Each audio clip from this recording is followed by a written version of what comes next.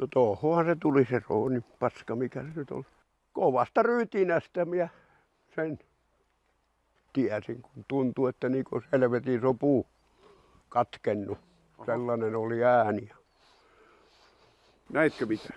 En minä sitä silloin nähnyt sitä roonia, kun tuossa on sen verran puita eessä, että muuta kuin sen äänen kuulin siinä. Ja sitten löysin sieltä sellaista rautaroomua, mitä siellä oli. Miltä se näytti? Se oliko se iso? Eihän se. Siinä on sellainen pieni polttomoottori ja ropeli ja siinä oli jotain. Jonkunlainen pellin kehikko, joku ehkä metri kertaa metri. Joo. Siinä kiinni ja siinä oli irtonaiset kappaleet, sellaiset kulmaa hitsatut rautapalkin pätkät. Ehkä joku 60 kertaa tai Joo.